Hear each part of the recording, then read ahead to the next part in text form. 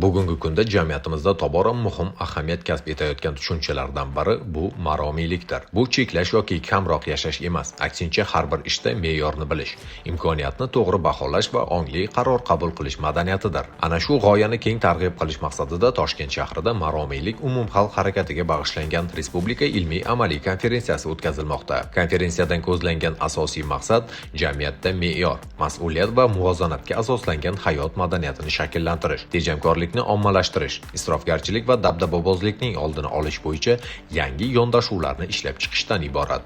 Misol uchun yaqinda Respublika ma'naviyat ma'rifat markazi oliy ta'lim muassasalarida tahsil olayotgan 58 mingdan oshiq talabalardan so'rovnoma o'tkazdi. So'rovnoma natijalari hayratlanarli. 20% umumiy miqdorda talabalarimiz o'zlarining bir kunlik o'sha to'yini dabdabali serxarajat o'tkazishni xohlayapti. Lekin olingan ma'lumotlarga ko'ra, bugun to'y qilganlarning 3dan 2 qismi qarzda.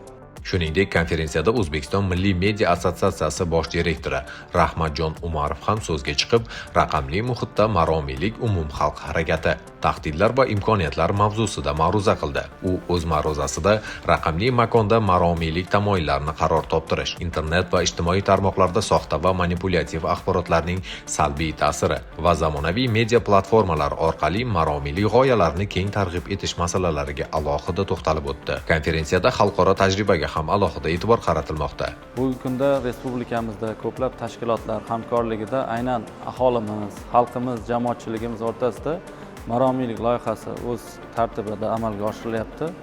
Bugungi kunda ana shunday to'y marosimlarini to'g'ri tashkil qilish, o'z navbatida yoshlarimiz o'sha me'yoriylik, maromiylik mezoniga amal qilish maqsadida bugungi kunda Respublika ma'naviyat ma'rifat markazi ijtimoiy ma'naviyat tadqiqotlar instituti tomonidan maxsus konferensiya ham tashkil etilmoqda. Yaponiya va Shvetsiyaning me'yor, tejamkorlik hamda mas'uliyatli iste'mol borasidagi ilg'or tajribalari taqdim etildi. Tadbir doirasida maromiylikning tarixiy va falsafiy asoslari, milliy qadriyatlardagi me'yor tushunchasi, ta'lim tizimida bu madaniyatni shakllantirish, mahalla va davlat boshqaruvida uni qo'llash, yoshlar o'rtasida ongli iste'molni ommalashtirish, shuningdek, raqamli muhitda vaqt va e'tibor madaniyatini rivojlantirish kabi dolzarb masalalar muhokama etilmoqda.